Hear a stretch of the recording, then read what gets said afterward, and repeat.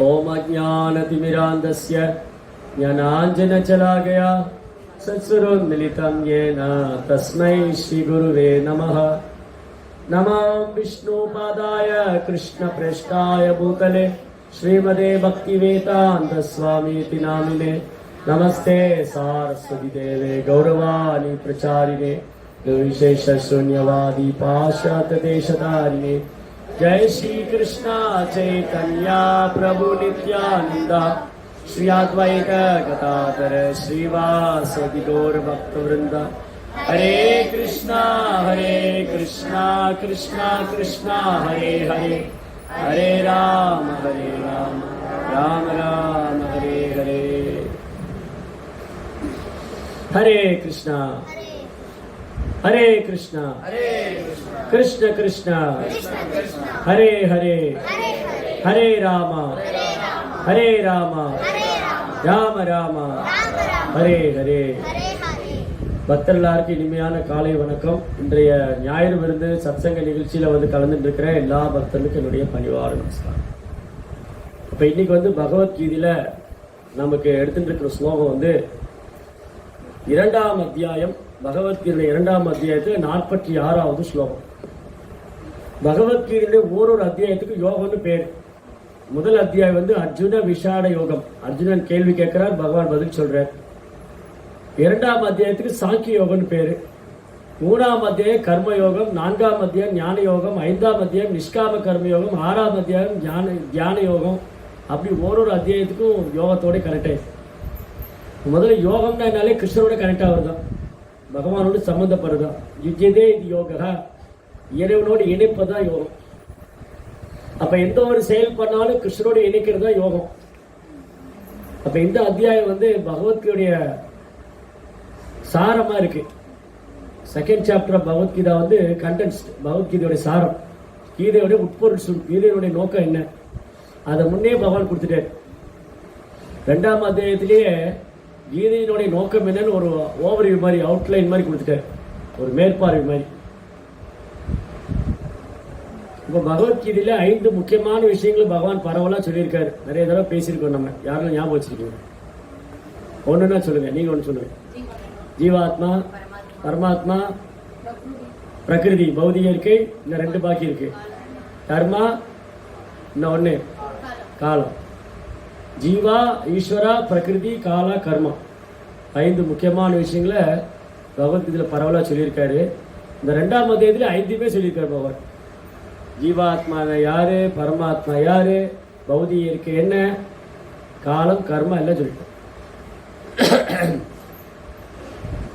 அப்போ கிராமங்கள்ல போனா என்னன்னா, கிராமங்கள்ல 2-3 கிணறு வெட்டி வச்சிருப்பாங்க. ஒரு கிணறு சமைக்கிறதுக்கு, குடிக்க நல்ல தண்ணி இருக்கும். அந்த கிணறு இருக்கு இல்லையா, கிராமத்துல போன நிறைய கிணறு இருக்கும். அதுல 2-3 கிணறு வச்சிருப்பாங்க. ஒரு கிணறு குடிக்க தண்ணிக்காக வச்சிருப்பாங்க. இப்ப கலியுகத்துல எல்லாம் கிணறே போயிடுச்சு. அப்படி இருந்தாலும் ஒரு கிணறு தான் எல்லாம் பண்றாங்க. வேத காலத்துல முன்ன காலங்கள் எப்படி இருந்ததுன்னா, இன்னைக்கும் சில கிராமப்புறங்கள்ல போனா நல்ல தண்ணி உள்ள கிணறு இருக்கும். அது குடிக்கிறதுக்கு, சமைக்கிறதுக்கு பயன்படுத்துவாங்க. ஒரு மாதிரி தண்ணி கலங்கலா இருந்தா அது துவைக்கிறதுக்கெல்லாம் பயன்படுத்துவாங்க. ஆனா அதே கிராமத்துல ஒரு ஆறு ஓடுதுன்னு வச்சுக்கோங்களேன், ஒரு நதி ஓடுது, காவேரி, கங்கா, யமுனா, இந்த மாதிரி நதி ஓடுச்சுன்னா இந்த 2-3 கிணறு பண்ண வேண்டிய வேலையை ஒரு ஆறு பண்ணி முடிச்சிடும். 2-3 கிணறு பண்ண வேண்டிய வேலையை இப்ப நான் குளிக்கிறதுக்கு ஒரு கிணறு, குளிக்கிறதுக்காக ஒரு கிணறுக்கு போகணும், தண்ணி குடிக்கிறதுக்காக ஒரு கிணறுக்கு போகணும். இந்த மாதிரிலாம் போகாம ஆற்றுல போனா அங்க குளிக்கலாம், துவைக்கலாம், சமைக்க தண்ணி எடுத்துன்னு வந்துக்கலாம். ஏன்னா ஓடுற தண்ணிக்கு தோஷமே கிடையாது. எங்க தண்ணி ஓடிட்டு இருக்கோ அந்த ஓடுற தண்ணிக்கு தோஷம் கிடையாது. பொதுவா தண்ணிக்கே தோஷம் கிடையாது, ஓடுற தண்ணிக்கு தோஷம் கிடையாது. அப்ப ஆற்றுக்கு போனோம்னு வச்சுக்கோங்களேன், ஆறு ஓடுற இடத்துல போனா அங்கேயே துணி துவைச்சிட்டு குளிச்சுட்டு 2 குடத்துல தண்ணி எடுத்துட்டு வந்துடுவாங்க. அன்னைக்கெல்லாம் பெண்கள் என்ன பண்ணுவாங்க, ஆத்துல குளிக்க போய் அங்க துணி துவைச்சு குளிச்சு சமையலுக்கு 2 குடம் தண்ணி எடுத்துட்டு வந்துடுவாங்க. அப்ப என்னாச்சு, சின்ன சின்ன நீர்த்தேக்கங்கள் பண்ற வேலையை ஒரு ஆறு பண்ணி முடிச்சிருச்சு. சின்ன சின்ன கிணறு பண்ற வேலையை ஒரு ஆறு இருந்தா எல்லாமே கம்ப்ளீட் ஆயிடும். அதுதான் இந்த ஓமையை கிருஷ்ணர் கொடுக்குறாரு. இந்த எக்ஸாம்பிள் கிருஷ்ணரே கொடுக்குறாரு. யாவானர்த்த உதபானே சர்வத சம்பள தோஜகே தாவான் சர்வேஷு வேதேஷு பிராமணஸ்ய விஜானதக. ஜெய ஜெகநாத் சுவாமிக்கு. சிறு கிணற்றால் பூர்த்தி செய்யப்படும் தேவைகள் அனைத்தும் பெரும் நீர்த்தேக்கத்தால் உடனே பூர்த்தி செய்யப்படும். சின்ன சின்ன தேவைகளை ஒரு பெரும் நீர்த்தேக்கம் இருந்தால் அதே போல வேதங்களின் நோக்கங்கள் எல்லாம் அவற்றுக்கு பின்னால் உள்ள நோக்கங்களை அறிந்தவனால் அடையப்படும். வேதத்துக்கு ஒரு நோக்கம் இருக்கணும் இல்லையா? வேதத்துக்கு ஒரு நோக்கம் இருக்கணும். இப்போ எல்லாத்துக்கும் ஒரு நோக்கம் இருக்கணும். இந்த செல்போனுக்கு ஒரு நோக்கம் இருக்கு, ரெஃப்ரிஜிரேட்டர் ஃப்ரிட்ஜ் வாங்கினா அதுக்கு ஒரு நோக்கம் இருக்கு, வாஷிங் மிஷின் வாங்கினா அதுக்கு ஒரு நோக்கம் இருக்கு, மிக்சி கிரைண்டர் எல்லாத்துக்கும் ஒரு நோக்கம் இருக்கு. அந்த நோக்கத்தை தெரிஞ்சுக்கிட்டு அந்த புக்கு இருக்கு. இந்த ரெஃப்ரிஜிரேட்டர் இந்த ஃப்ரிட்ஜில் வந்து எவ்வளோ கூலிங் வச்சா என்னென்ன லாபம் இருக்கு, என்னென்ன காய்கறி எப்படி வைக்கலாம், எப்படி பயன்படுத்திக்கலாம் அந்த புக்கில் போட்டிருப்பாங்க.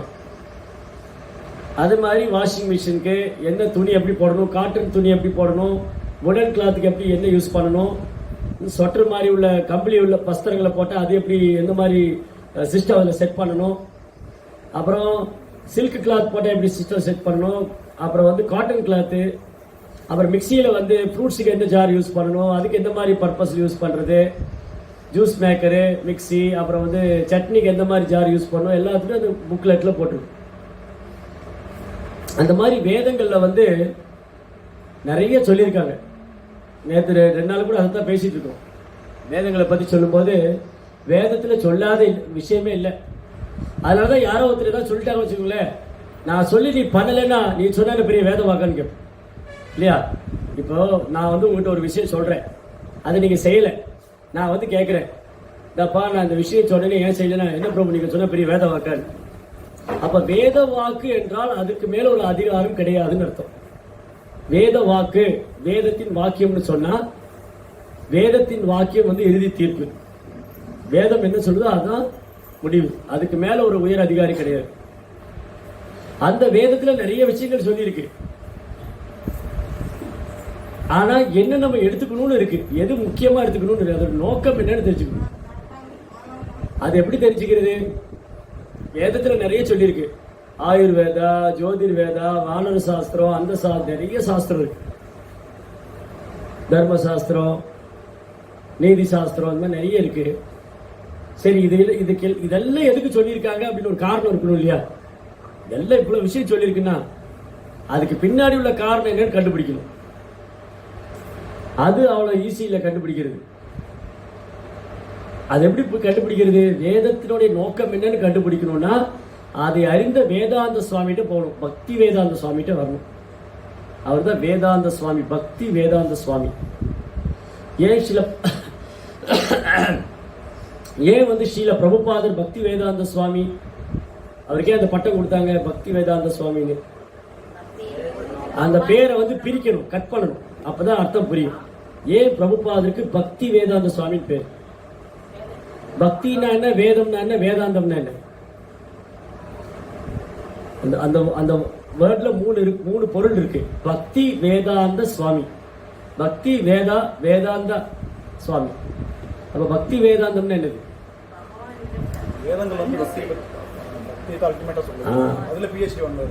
பக்தி வேதாந்தம்னா பக்தினா பகவான் மேல கலங்கம் இல்லாத அன்பு, அதுதான் வேதத்துடைய சாரம். எல்லா வேதனுடைய சாரமும் இறைவனிடத்துல அன்பு செய்யணும், பகவானுக்கு பக்தி செய்யணும். அதை வந்து போதித்ததுனால அவர் பக்தி வேதாந்த சுவாமி. அதனாலதான் பிரபுபாதர் வந்து ஜலதூதா கப்பல்ல போகும்போது கடிதம் எழுதுறாரு, ஓ கிருஷ்ணா, என்னை எல்லாரும் பக்தி வேதாந்த சுவாமின்னு கூப்பிடுறாங்க.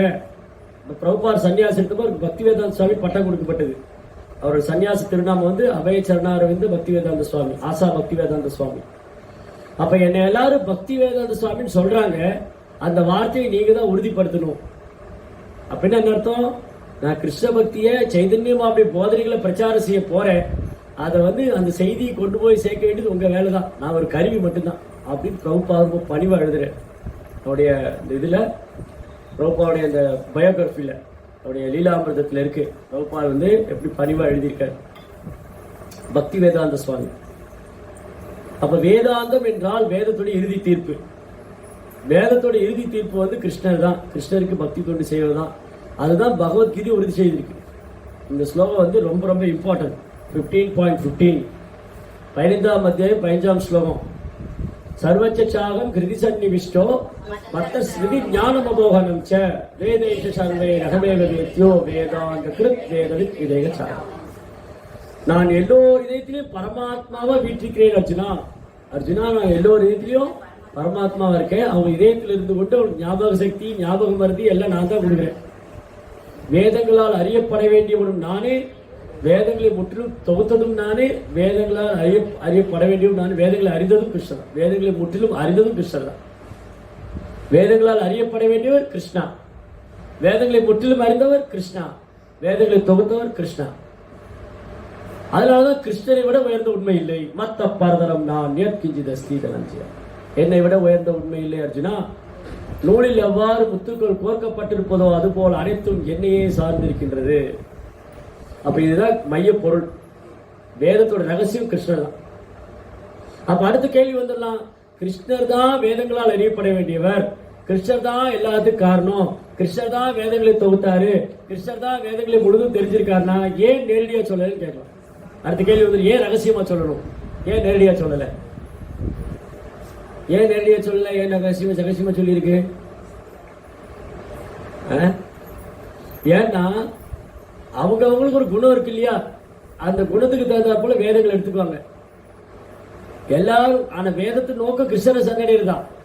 ஆனா பெரும்பாலும் மக்கள் என்ன பண்ணுவாங்க, எனக்கு வந்து இந்த யாகம் பண்ண என்ன பலன் கிடைக்கும், இந்த பூஜை செஞ்சா என்ன பலன் கிடைக்கும், கர்ம காண்டம். வேதத்துல நிறைய கர்ம காண்டம் இருக்கு.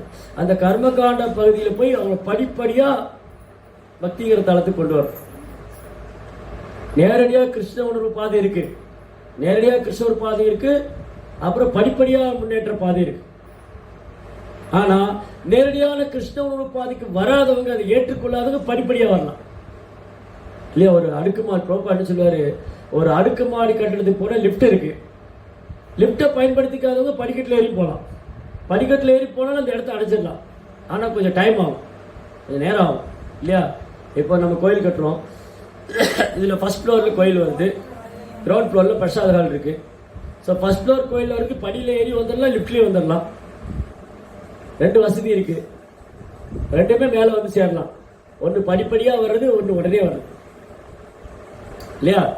அந்த மாதிரி வேதங்கள்ல வந்து படிப்படியா கிருஷ்ண உணர்வுக்கு வர்றதுக்கு வழி இருக்கு, நேரடியா கிருஷ்ண உணர்வு அடையிறதுக்கு வழி இருக்கு. ஆக மொத்தத்துல எங்க பார்த்தாலும் கிருஷ்ணட்ட வந்து நிக்க, கிருஷ்ணட்ட தான் வந்து முடியுது.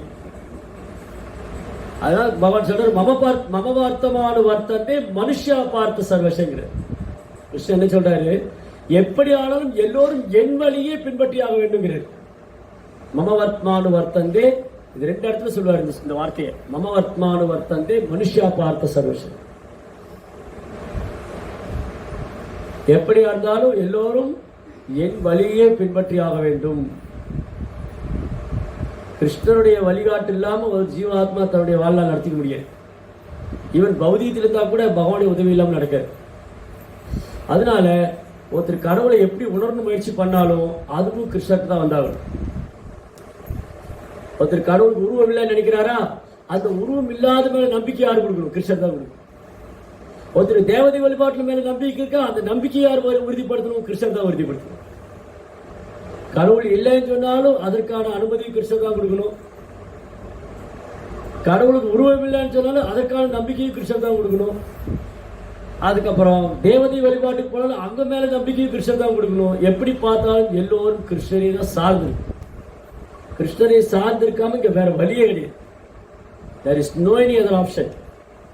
வேற ஆப்ஷன்லே கிடையாது. எப்படி பார்த்தாலும் ஒருத்தர் கிருஷ்ணாட்ட வந்துதான், அது நேரடியாவோ அல்லது மறைமுகமாவோ. அந்நிய தேவதா பக்தியா யஜந்தே ஸ்ரத்தையான்விதா தேவி மாமேவ கவுந்தேய அஜந்தி அவிதி பூர்வம் சொல்றாரு கிருஷ்ணன்.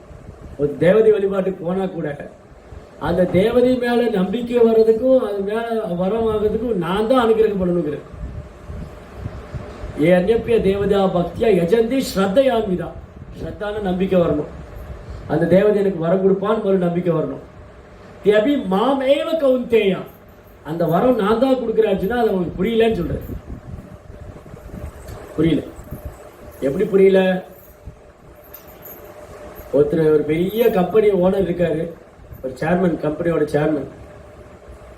அவர் சம்பளம் கொடுக்குறாரு, அவர் நேரடியாக சம்பளம் கொடுக்கல, மேனேஜர் கொடுக்குறாரு அப்படின்னா மேனேஜர் அவர் பாக்கெட்ல இருந்து கொடுக்கல, ஓனருடைய பணத்தை எடுத்து அவர் கொடுக்குறாரு. அந்த சக்தியை வந்து அவர் அந்த பவராப்பட்டவனே அவர் கொடுத்துருக்காரு.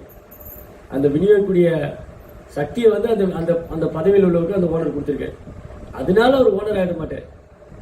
ரோப்பா என்ன சொல்லுவாரு, வங்கியில வந்து அக்கௌண்ட் கணக்குல பணம் எண்ணிக்கிட்டே இருக்கலாம், ஆனா ஒரு பைசா எடுத்துட்டு போக முடியாது. அக்கௌண்ட் பேங்க்ல போனீங்கன்னா அக்கௌண்ட் எடுத்து கொட்டு கொட்டா பணம் எண்ணுவார், ஆனா ஒரு பைசா எடுத்துக்க முடியாது. அந்த மாதிரிதான். அந்த மாதிரி இங்க இருக்கிற எல்லா ஜீவராசிகளும் இறைவனுடைய சொத்து. இந்த ஜட உலகம் இதை நம்ம அனுபவிக்க முயற்சி பண்ணலாம், ஆனா இதை வந்து நம்ம உரிமை கொண்டாட முடியாது. ஏன்னா இது கிருஷ்ணனுடையது. இங்க காணக்கூடிய அனைத்தும் கிருஷ்ணருடையது, அனைத்தும் கிருஷ்ணரை சார்ந்து இருக்கு. அதுதான் பகவத்கீதை. அதனால இங்க பாயிண்ட் என்ன அப்படின்னா, இதை நம்ம ஏத்துட்டா பக்தர்கள், ஏத்துக்கலைன்னா அசுரர்கள். அவ்வளவுதான் வித்தியாசம். அசுரர்களுக்கு பக்தருக்கு ஒரு லைன் தான் வித்தியாசம், ஒரே ஒரு லைன் தான். கிருஷ்ணரை ஏற்றுக்கொண்டால் பக்தர்கள், கிருஷ்ணரை ஏற்றுக்கலைன்னா அசுரர்கள். அவ்வளவுதான். காமிதா புருஷா லோகே தெய்வ ஆசுரைய வச்ச விஷ்ணு பக்த பவே தெய்வ ஆசுரிய தத் விபரியா. படைப்பின் ஆரம்பத்திலிருந்தே ரெண்டே ஜீவராசி தான். ஆண் பொண்ணு எல்லாம் கிடையாது. ஆண் பொன், ஆண் பெண், உயர்ந்தவன் தாழ்ந்தவன், ஏழை பணக்காரன், உயர்ந்த ஜாதி தாழ்ந்த ஜாதி, நோ. ரெண்டே வர்க்கம் தான் படைப்பின் ஆரம்பத்திலிருந்தே. தேவர்கள், அசுரர்கள். தெய்வீகமான குணம் உள்ளவங்க, அசுர குணம் உள்ளவங்க.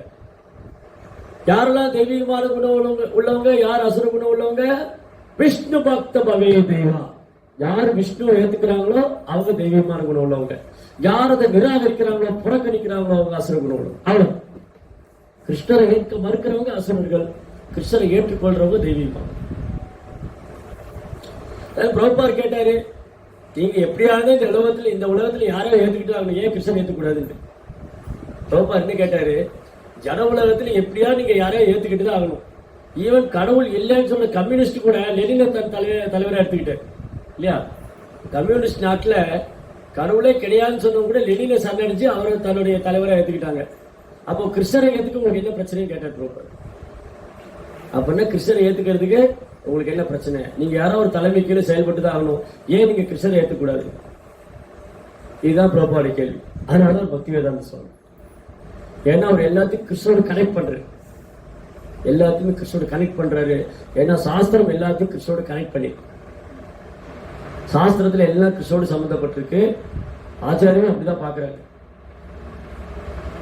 அதனால கிருஷ்ண பக்தி அப்படிங்கிறது வந்து சாதாரண விஷயம் இல்லை. அது வந்து சாதாரண விஷயம் இல்லை. இங்க பிரபுபார் ரொம்ப அழகா பொருளுரையில ஃபர்ஸ்ட் பேராகிராஃப்லயே தெளிவா சொல்லிட்டாரு. முதல் பேராகிராஃப்லயே என்ன சொல்லிட்டாரு,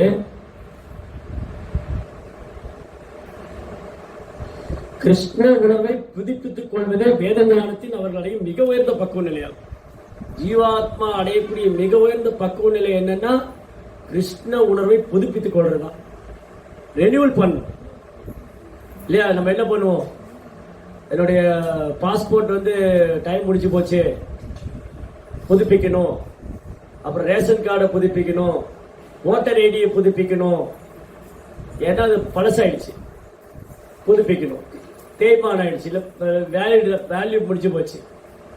அந்த மாதிரிதான் எப்போ நம்ம இந்த ஜட உலகத்துல வந்தோமோ அப்போ கிருஷ்ணருக்கு நமக்குள்ள உறவு வந்து புதுப்பிக்க வேண்டியதாகி போச்சு. கிருஷ்ணருக்கு நமக்குள்ள உறவு வந்து புதுப்பிக்க வேண்டிய நிலைமை ஆயிப்போச்சு. ரீஎஸ்டாப்ளிஷ் பண்ணணும், திரும்பி ஸ்தாபிக்கணும்.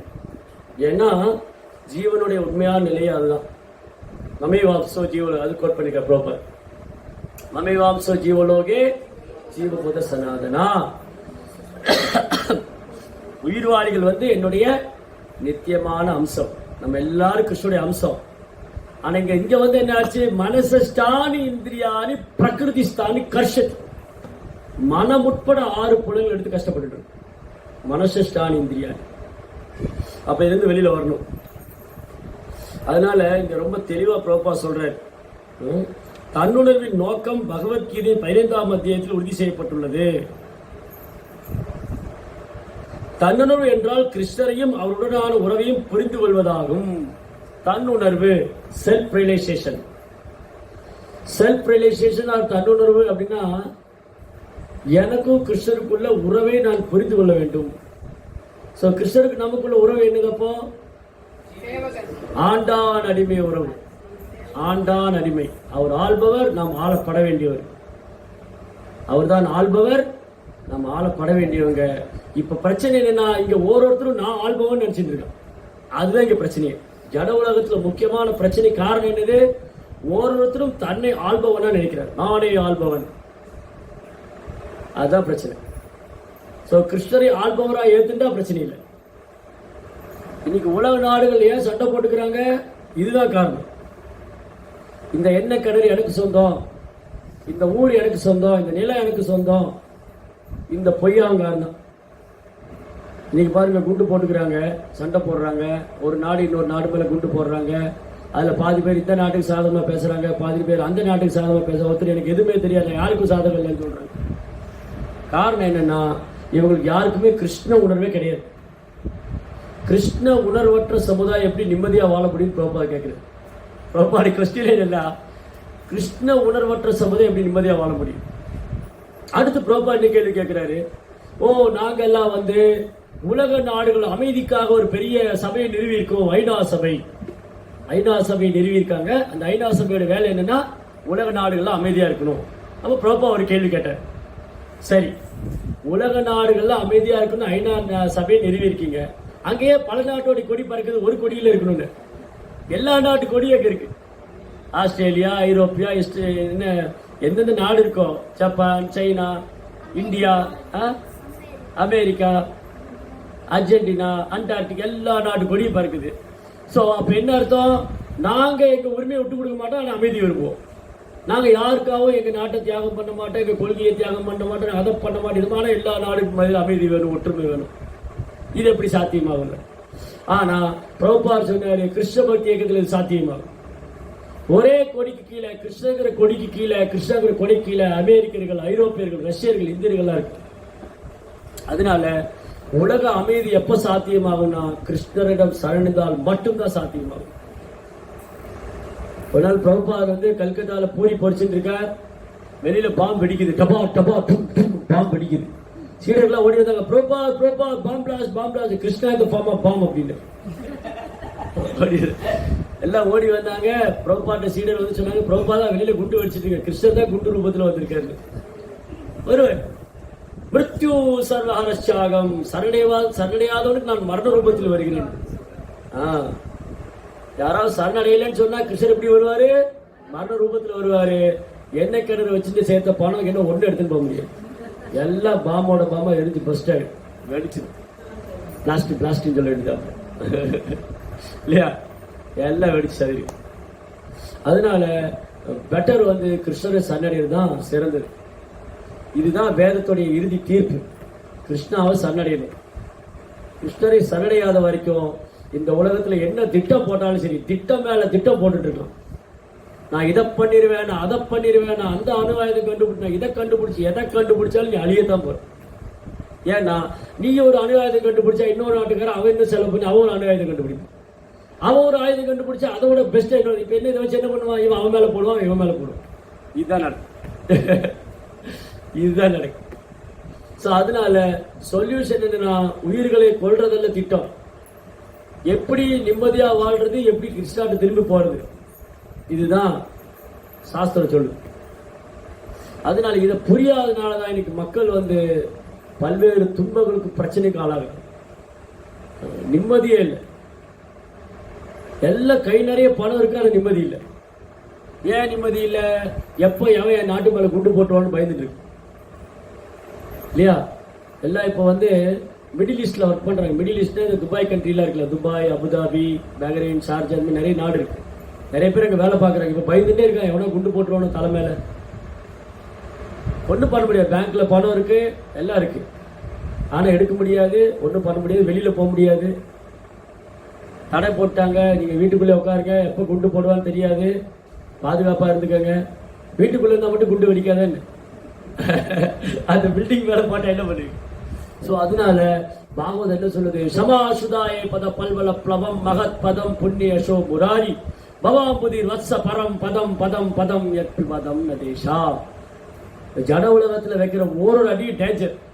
ஒரு அடி எடுத்து வச்சா என்ன வரும் தெரியாது, ஆபத்து. ஒவ்வொரு ஸ்டெப்பு டேஞ்சர் தான். எப்போ எந்த நாட்டுக்காரர் தூங்கி எந்திரிச்சா குண்டு போடுவான், நம்ம உயிரோடு இருப்போமா இருக்க மாட்டோமான்னு பயந்து வாங்க. யாரு? பக்தர் அல்லாதவங்க.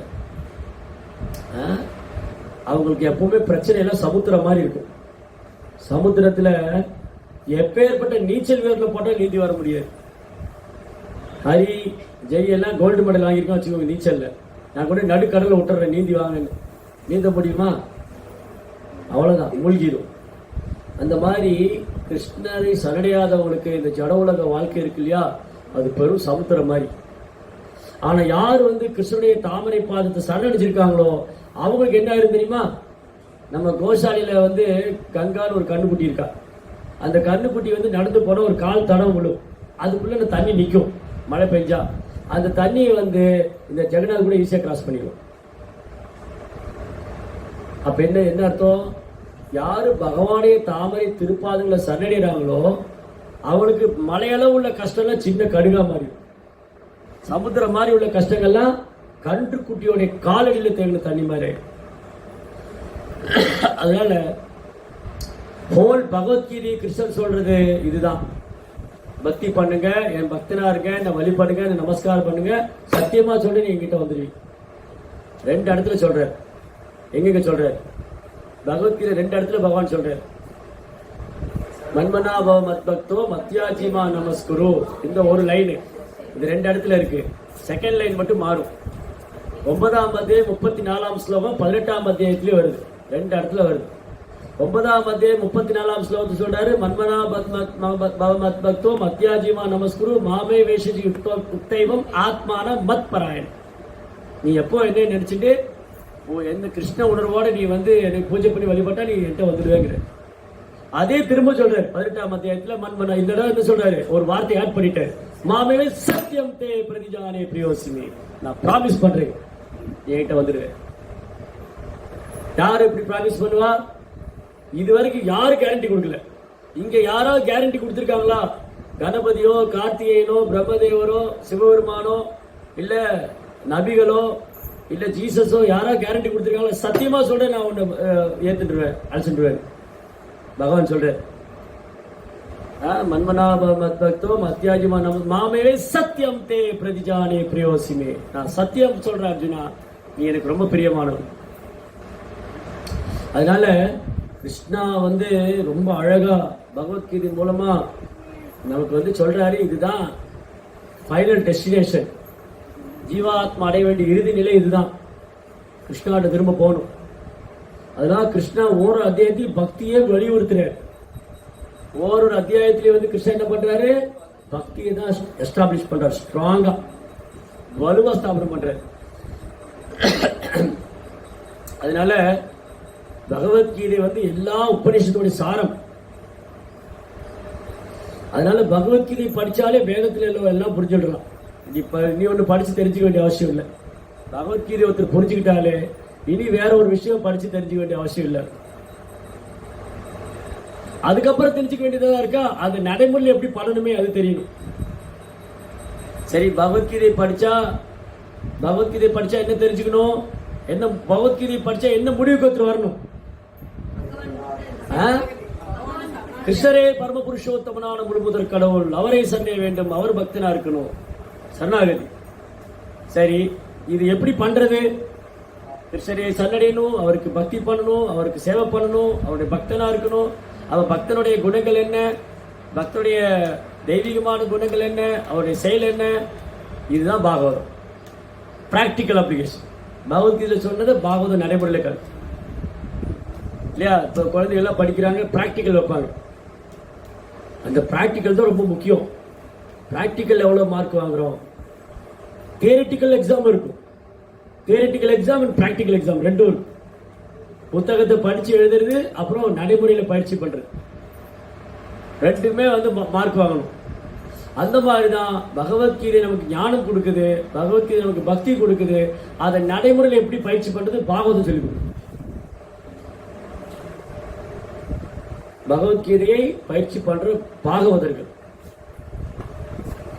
பிரகலாதர், துருவர், அம்பரீஷர், பரீட்சித்து, யுதிஷ்டிரர், நிறைய பக்தர்கள். அதனால பாகவதம் தான் பிராக்டிக்கல். பகவத்கீதையில படிக்கிறத பாகவத்துல பிராக்டிக்கலா பார்க்கலாம். அனுபவம், எக்ஸ்பீரியன்ஸ். பகவத்கீதையில படிச்சது பாகவதம் அனுபவம் தரும். அனுபவம் அதிகரிக்கும் பாகவதம் படிக்க படிக்க. பகவத்கீதை படிக்க படிக்க கிருஷ்ணர் மேல சரணாகதி, பக்தி தொண்டுல உறுதி, பகவானே முழுமுதற் கடவுள், இதெல்லாம் ஸ்ட்ராங் ஆயிடும். பாகவதத்தில் போகும்போது அந்த பகவான் இடத்துல எப்படி அன்பு செய்வது, பக்தியோடு எப்படி பெறலாமல் இருக்கிறது, எப்படி கிருஷ்ணருக்கு சேவை பண்ணிட்டே இருக்கிறது, எந்த சூழ்நிலை வந்தாலும் எப்படி எல்லாத்தையும் பொறுத்துக் கொள்வது, சகித்துக் கொள்வது, எல்லாம் பாகவதம். எல்லாமே பாகவதத்தில் இருக்கு. அதனால இந்த பகவத்கீதை பாகவதம் 2 புஸ்தகத்தை ஒழுங்கா ஒருத்தர் படிச்சு புரிஞ்சுக்கிட்டா அவர் வேதத்துடைய ரகசியத்தை புரிஞ்சுட்டாரு. அவரை விட உயர்ந்த புத்திசாலி இல்ல. இங்கதான் கிருஷ்ண உணர்வை ஏற்றுக்கொள்றவர் தன்னுணர்வின், அதாவது தன்னுணர்வு என்றால் கிருஷ்ணரையும் அவருடன் உறவையும் புரிந்து கொள்வதாகும். அதனாலதான் பாகவத் என்ன ரெக்கமெண்ட் பண்ணுது. சரி, ஓகே, பகவத்கீதை கிருஷ்ணரை சரணடைன்னு சொல்லியிருக்கு, அவர் பக்தனாருக்கும் சொல்லியிருக்கு. பாகவத் என்ன சொல்லுது, இன்னும் ஒரு ஸ்டெப் மேல போய் நீ உன் நேரத்தை வீணாக்காத, பேரளவான சமய சடங்குகளை பண்ணாத. பேரளவான சமய சடங்குகளை பண்றது, பலநோக்கு கர்மங்கள் ஈடுபடுறது, புண்ணிய கர்மா, இதெல்லாம் உதவாதவனுக்கு நீ பகவானுடைய நாமத்தை உச்சாரணம் செய். ஹரே கிருஷ்ணா கிருஷ்ண கிருஷ்ணா ஹரே ஹரே, ஹரே ராம் ராம் ராம் ஹரே ஹரே. நாம சங்கீர்த்தனம் சர்வ பாவ பிரகாசம். இதுதான் பாகவத்துடைய கன்க்ளூஷன். பாகவத்துடைய முடிவு என்னன்னா, நாம சங்கீர்த்தனம் பண்ணணும், கிருஷ்ணனுடைய நாமத்தை ஜபிக்கணும். அதுதான் இங்க கோட் பண்ணியிருக்காரு ப்ரோப்பர். இந்த பொருளூரில் என்ன ப்ரோப்பர் கோட் பண்ணியிருக்காரு. கபில வாசுதேவர்கிட்ட தேவபூதி அம்மா சொல்றாங்க, 3ஆம் ஸ்கந்தம் 33ஆம் அத்தியாயம் பக்தி தொண்டுடைய மகிமை. அதுல கபில வாசுதேவர்கிட்ட அம்மா சொல்றாங்க, அகோபதஸ்வஜோ அததோகரியா அன்யஜிக் வாக்ரே வர்ததே நாம துப்யம் தே புஸ்தபஸ்தே ஜுகரோ ஸ்னு ஆர்யா பிராமணா சோ நாம கிரந்தியேதே.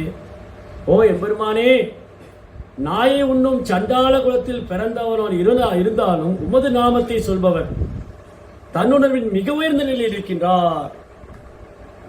அத்தகையவர் ஏற்கனவே எல்லா புனித தலைகளையும் நீராடி, எல்லா வேத இலக்கியங்களையும் பன்முறை கற்று, வேத சடங்குகளின்படி எல்லா விதமான யாகங்களையும் தவங்களையும் தானங்களையும் செய்து முடித்தவனாக இருக்க வேண்டும். அத்தையோன் ஆரிய பரம்பில் மிகச் சிறந்தவனாக கருதப்படுகிறார். ஆரியன்னா பிறப்பால் இல்ல, ஆரியன்னா புரோபாட்டி சொல்றாரு. ஆரியன்னா என்ன அர்த்தம்? தன்னுடைய வாழ்க்கையின் குறிக்கோளை அறிந்தவன், மனித வாழ்க்கையின் குறிக்கோளை அறிந்தவனே ஆரியன். மனித வாழ்க்கையின் குறிக்கோள் என்ன? நான் இந்த உடலில் ஆத்மா, நான் கிருஷ்ணோடைய சேவன், தன்னை உணர்ந்தவன் தான் ஆரியன், சும்மா பிறப்பாளர். அதனால இங்க மெயினா பார்க்க வேண்டிய விஷயம் என்னன்னா, இப்ப நம்ம எல்லாரும் ஹரே கிருஷ்ணா முதல்ல ஜெபம் பண்றோம். இது சாதாரண விஷயம் இல்ல. முதல்ல இல்ல, ஞாபகம் வச்சுக்கோங்க. எல்லாரும் நம்ம ஞாபகம் வச்சுக்கிட்ட மிக முக்கியமான விஷயம் என்னன்னா, யார் ஒருத்தர் கலியுகத்துல ஹரே கிருஷ்ணா கிருஷ்ண கிருஷ்ண ஹரே ஹரே, ஹரே ராம ராம ராம ஹரே ஹரே, இந்த நாமத்தை கலியுகத்துல ஒருத்தர் நாக்கால உச்சரிக்கிறார்னா அவர் இதுக்கு முந்தைய பிறவிலேயே யாகங்கள் தவங்கள் தானங்கள் விரதங்கள்லாம் பண்ணனவரதான் இருக்கணும். அப்படி இருந்தா மட்டும்தான் அவர் கலியுகத்தில் நாம ஜபிக்க முடியும். அப்ப பிரபுபாத் நம்மளை எங்க கொண்டு உட்கார வச்சிருக்காரு பாருங்க. எந்த அளவுக்கு நமக்கு பாக்கியம் கொடுத்திருக்காரு பிரபுபாத். சைதன்ய மகாபிரபு பிரபுபாதரும் நம்மளை எங்க கொண்டு உட்கார வச்சிருக்காரு. பகவான் நாமத்தை நம்ம சர்வசாதாரணமா சொல்லிட்டு இருக்கோம். இது சாதாரண விஷயம். மகா மந்திரம் ஹரே கிருஷ்ணா மகா மந்திரம். இந்த மகா மந்திரம் ஏன் ஜெபம் பண்ணணும்? ஏன் ஹரே கிருஷ்ணா மந்திரம் ஜெபம் பண்ணணும்? சரி, பகவான்கிட்ட போக ஜெபிக்கணும். குகன் இருக்கு ஹரே கிருஷ்ணா மந்திரம் சொல்லி கலியுக தர்மம். கிஷோர் भगवान को महेंद्र को महाभावन को ये वही हरे चांडी हरे कृष्णा आप क्यों हरे कृष्णा जप करेंगे? करेक्टा बोलिए। 16 माला क्यों करेगा? कैसे करेगा? क्यों करेगा? बोलिए। ये ना जॉब बन रही है। हिंदी में बात करो, हमको मालूम है, थोड़ा थोड़ा मालूम। बाघ के पास वापस जाने के लिए हरि बोल। பகவான் திரும்ப போறதுக்காக சொல்றாரு. அது ரசமையா பிரபு ஏன் ஜெபம் பண்றீங்க? இதயத்திற்கு அழுக்கெல்லாம் போகணும். சரி, மகள்தர் பிரபு அதேதான்.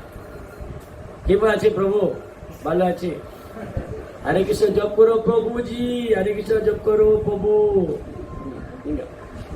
நீங்க இப்பதான் வந்திருக்கீங்க. ஹரே கிருஷ்ணா. சரி, இங்க நீங்களே ஏன் ஜெபம் பண்றீங்க? ஹரே கிருஷ்ணா ஜெபம் பண்றீங்க. பகவான் மேல அன்பு வரணும், பகவானை பார்த்து போகணும். நீங்க அவங்க தூக்கிட்டு இருக்காங்க, அவங்க கிளப்புங்க. நீங்க ஏன் ஜெபம் பண்றீங்க? கலியுக தர்மம். நீங்க கலியுக தர்மம், அன்பு வரணும், சேவை பண்ணணும். கலியுக தர்மம் நாம தான் சொல்லணும். கலியுக தர்மம் பகவானுக்கு சேவை பண்ணணும், சந்தோஷமா சொல்லணும். ஹரிபோ. நீங்க மறுபெரிய வேண்டாம் உங்களுக்கு. பகவான் மேல இதுதான் அல்டிமேட் கோல். கிருஷ்ணன் மேல பிரேமம் வரணும். ஹரே கிருஷ்ணா மந்திரம் ஏன் நம்ம ஜெபம் பண்றோம்னா அது கிருஷ்ண பிரேமம் தரக்கூடியது. கோலோகேர பிரேமதான ஹரிநாம சங்கீதன் கி. அது கிருஷ்ணருடைய நாமம் வந்து எல்லாம் கொடுக்கும். காலையில் பேசிட்டு இருந்தோம், பகவான் நாம என்ன கொடுக்காது. இப்ப வந்து ஒரு உதாரணம், இப்ப வந்து மரம் இருக்கு. மரம் ஏன் வளர்க்குறாங்க? மரம் வளர்த்தா நிழல் கிடைக்கும்.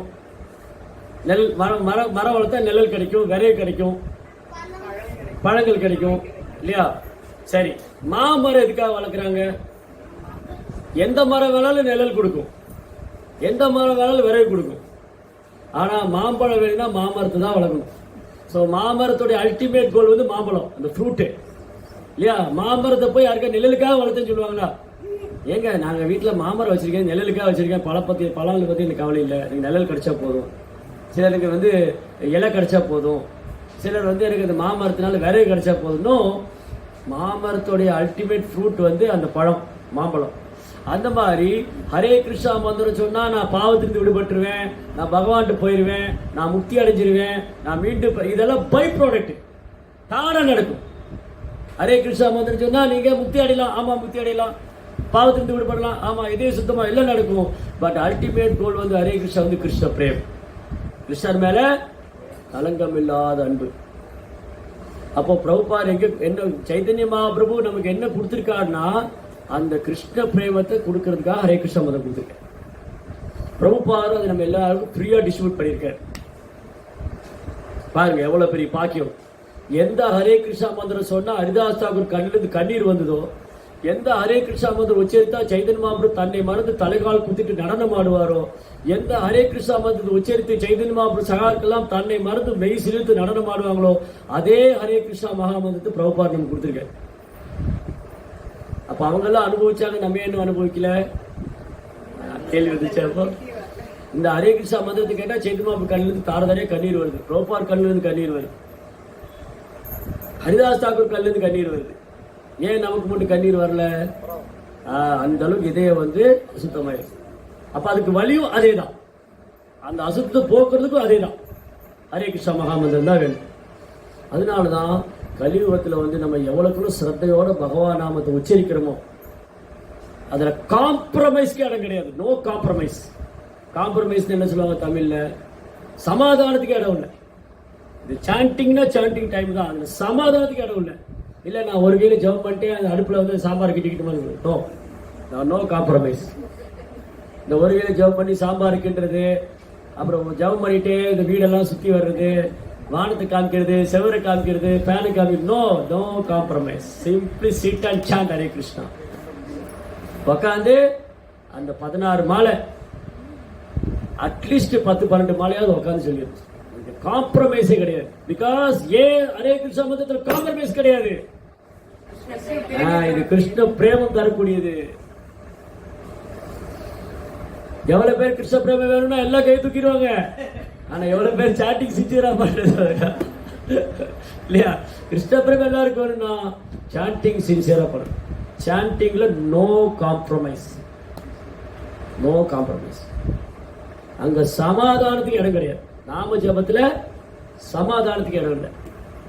அது எவ்வளவுக்கு நம்ம வந்து சொல்றோமோ கவனமாக ஸ்ரத்தையோட உட்காந்து பக்தர் சங்கத்தில் அது வந்து நாமத்தை குற்றம் இல்லாமல் ஜபிச்சா அதுக்கு ரிசல்ட்டே வேற, அந்த ரிசல்ட்டே வேற. அதை ரியலைஸ் பண்ணலாம். நம்ம அந்த சாண்டிங் பண்ண கிருஷ்ணர் ரிவீல் பண்ணுவார். ஸ்வயம் ஏவ அத ஸ்ரீ கிருஷ்ண நாமாதி நாமாவே கிராயம் இந்திரியை சேவோன்முகை ஜிவ்வாது ஸ்வயம் ஏவ. கிருஷ்ணர் தன்னைத்தானே வெளிப்படுத்துவார். நம்ம எவ்வளவு சாண்டிங் சின்சியரா பண்றோமோ கிருஷ்ணா வந்து தன்னைத்தானே வெளிப்படுத்துவார். அப்போ இந்த வகுப்புடைய கன்க்ளூஷன் என்னன்னா, வேதத்துடைய ரகசியம் இதுதான். இந்த கலியுகத்துல யாரு ஹரே கிருஷ்ணா மந்திரம் உச்சரிக்கிறாங்களோ அவங்க நீ செய்ய வேண்டிய கடமைன்னு வேற ஒண்ணு கிடையாது. அப்படின்னா எல்லாத்தையும் விட்டுறது அர்த்தம். நாளைக்கு போயிட்டு என் பிள்ளையெல்லாம் பார்த்துக்க மாட்டேன், ஹரே கிருஷ்ணா மந்திரம் போது நடிக்கூடாது. தட் மீன்ஸ் வேற விதமான யாகங்களோ யோகங்களோ செய்ய வேண்டிய அவசியம் இல்லை. வேற எதையும் தேடி ஓட வேண்டியதில்லை. பகவான் நாமத்தை விட சக்தி வாய்ந்தது வேற ஒண்ணு கிடையாது. இந்த யோகா பண்ணலாமா, அந்த யோகா பண்ணலாமா, இந்த தெய்வத்துக்கு போலாமா, அந்த தெய்வத்துக்கு no. Simply chant Hare Krishna be ஹாப்பின்ற. சும்மா ஜெபம் பண்ணுங்க, சந்தோஷமா இருக்கு. நான் பகவான் நாம என்ன கொடுக்காது, நாம ஹாரி பகுதா நிஜ சர்வ சக்தி. பகவானுடைய நாமத்துல முழு சக்தியும் இருக்கு. அதனால சாண்டிங் வந்து very very important, very very. Our moment it's of chanting moment. நம்ம இயக்கமே நம்ம சங்கீத இயக்கம் தான், ஹரே கிருஷ்ண இயக்கம் தான். ஃபர்ஸ்ட் சர்வீஸே இதுதான். கிருஷ்ணருக்கு பண்ற முதல் சேவை இதுதான். இதுக்கப்புறம் தான் மற்ற சர்வீஸ் எல்லாம். சாண்டிங் தான் ஃபர்ஸ்ட் பிரையாரிட்டி, அதுக்கப்புறம் தான் மற்ற சேவை எல்லாம். ஏன்னா இது வந்து கிருஷ்ணரோட டைரக்டா கனெக்ட் ஆகும். ஹோலி டேவ் கிருஷ்ணரோட டைரக்டா கனெக்ட். அப்புறம் விக்கிரக சேவை டைரக்டா பண்றதுதான். பட் இது எனி டைம் பண்ணலாம். என்னால எந்த நேரத்தில் வேணாலும் கிருஷ்ணரோட டைரக்டா கனெக்ட் பண்ண முடியும் சாண்டிங் மூலமா. எப்படி வந்து போன்ல கனெக்ட் ஆயிரும் இல்லையா, வீடியோ கால் போட்டா டைரக்டா கனெக்ட் ஆயிடுச்சு. அவர் உலகத்துல எந்த போல இருந்துச்சு இல்லையா. இப்போ வந்து ஞானவான் பிரபு போய் நான் பார்க்கணும் துபாய் போகணும், ஆனா வந்து வீடியோ கால் போட்டா ஆன் தி ஸ்பாட் உடனே மீட் பண்ணிருக்கேன், உடனே பார்த்தோம். எப்படி டைரக்ட் கனெக்ட் ஆயிடுச்சு. அந்த மாதிரி கிருஷ்ணனுடைய விக்கிரகத்தை வழிபடுறதோ பூஜை பண்றதோ இதெல்லாம் நிறைய ப்ராசஸ் இருக்கு. ஆனா சாண்டிங் வந்து இமிடியட்டா டைரக்ட் கனெக்ஷன். இமிடியட்டா பிரபு நான் இன்னைக்கு குளிக்கல பிரபு, சாண்டிங் பண்ணாம தாராளமா பண்ணு. எனக்கு உடம்பு சரியில்லை, பெட்லயே உட்காந்து பண்ணுவோம், தாராளமா பண்ணு. நான் கோயிலில் போகா ஸ்ரீ சொல்றேன், நான் குளிக்காம வரட்டுமான்னு விடுவோம்ல, கேட்டுக்கொள்ளே விட மாட்டேங்க. நான் வந்து கொஞ்சம் எனக்கு நோய் இருக்கு, அதனால நான் தலை குளிக்கல, அதனால உள்ள போய் ஆல்டரில் போய் மாலை போட்டோமா உள்ள விடணும். நோ நீங்க போகக்கூடாது. அப்போ அங்கே நிறைய விஷயம் இருக்கு. பகவான் கிச்சனுக்குள்ள போறதுக்கு, ஆல்ட்டுக்குள்ள போறதுக்கு அந்த ஹரே கிருஷ்ணா மந்திரம் தத்ரா அர்ப்பித நியமித ஸ்மரணேன காலத்தால். நோ ரூல்ஸ் அண்ட் ரெகுலேஷன், சட்ட திட்டமே கிடையாது. குளிச்சிருக்கீங்களா, குளிக்கலையா, பல்லு விளக்குறீங்களா, விளக்கலையா, படுத்துருக்கீங்களா, நிக்கிறீங்களா, பாத்ரூம்ல இருக்கீங்களா, இந்த பெட்ரூம்ல இருக்கீங்களா, ஹால்லையா, ரோட்லயா, எனி டைம் எனிவேர், எங்க வேணாலும், இடம் நேரம் காலம் ஒண்ணு கிடையாது. எப்ப வேணாலும் சொல்லலாம், எங்க வேணாலும் சொல்லலாம். இதுதான் கிருஷ்ணாவுடைய கருணை. கலியுக மக்களுக்கு கிருஷ்ணா பண்ண பெரிய கருணை என்னன்னா, கலியுக மக்களை பத்தி கிருஷ்ணருக்கு நல்லாவே தெரியும், சோபேரிங்க. அதனால என்ன பண்ணிட்டாரு, ரொம்ப ஈஸியான வழி கொடுத்துட்டாரு, ரொம்ப ஈஸியான ப்ராசஸ். ஆனா இது ஆராய்ச்சி பார்த்தா கலியுகத்துக்கு ஈஸியான ப்ராசஸ் எல்லா யுகத்திலயும் இருக்கு. கலியுகத்துல மட்டும் இல்ல, எல்லா யுகத்திலயும் வந்து கிருஷ்ணனுடைய நாமம் சொல்லியிருக்காரு. பிரகலாதர், ஹனுமான், திரௌபதி, பக்தி இஸ் எட்டர்னல். பட் கலியுகத்துல சைத்தன்ய மகாபிரபு இன்னும் கருணையோட வந்து இறங்கி கொடுத்துட்டாரு. கீழே இறங்கி எவ்வளவு தூரம் இறங்கணுமோ இறங்கி கொடுத்துட்டாங்க சைத்தன்ய மகாபிரபு, நித்யானந்த பிரபு, பிரபுபாத். அதனால இது எவ்வளவு சீரியஸா எடுத்துக்கிறோமோ அது நம்ம கையில தான். குழந்தை கையில விளையாட்டு பொருளை கொடுத்த மாதிரி நினைச்சிட்டு இருக்கக்கூடாது. குழந்தை கையில ஒரு விலை உயர்ந்த பொருளை குழந்தைகளை கொடுத்தா பயந்துட்டு இருக்கிறோம், ஐயோ விலை உயர்ந்த பொருளை கொடுத்துட்டு கீழே போட்டுடுமோ. ஆனா அவங்க கருணையோட கொடுத்துட்டாங்க. ரொம்ப விலை மதிக்க முடியாத ஒரு பொருள் வந்து நாமம், ஹரே கிருஷ்ண நாமம், ஜபம். அதை பிரபுபாதர் அப்படியே சாதாரணமா கொடுத்துட்டு தூக்கி எல்லாரும் சான் பண்ணுங்க, எல்லாம் சான் பண்ணுங்க, சான் ஹரே கிருஷ்ணன் பிஆர். நம்ம தான் ஒரு வேல்யூ தெரியாம விளையாடிட்டு இருக்கோம். பாத்தீங்களா எவ்வளவு வேல்யூ, இப்ப சாண்டிக்கு எவ்வளவு வேல்யூ இருக்கு. பிரபுபாதர் கொடுத்துருக்கிற ஒரு விஷயத்துக்கு வேல்யூ இருக்கு, சாதாரண விஷயம் இல்லை. அதெல்லாம் நம்ம பண்ணிட்டு இருக்கிற ஒரு விஷயமும் கோஸ்வாமிகள் ஆச்சாரியர்கள்லாம் ஃபாலோ பண்ணது, அதை அவங்க அனுபவிச்சிருக்காங்க. அதனால நமக்கு சொல்லி கொடுத்துருக்காங்க, இதை பண்ணா நீங்களும் அதை அனுபவிக்கலாம். இதுதான் அனைத்து வேதத்தோடைய சாரம், இதுதான் வேதத்தோட ரகசியம். இதை புரிஞ்சுட்டா இனி புரிஞ்சுக்கிறதுக்கோ தெரிஞ்சுக்கிறதுக்கோ வேற ஒன்றும் கிடையாது. ஹரே கிருஷ்ணா. ஜெய் ஸ்ரீல பிரபுபாதுக்கு. ஏதாவது கேள்விகள் இருந்தா கேட்க.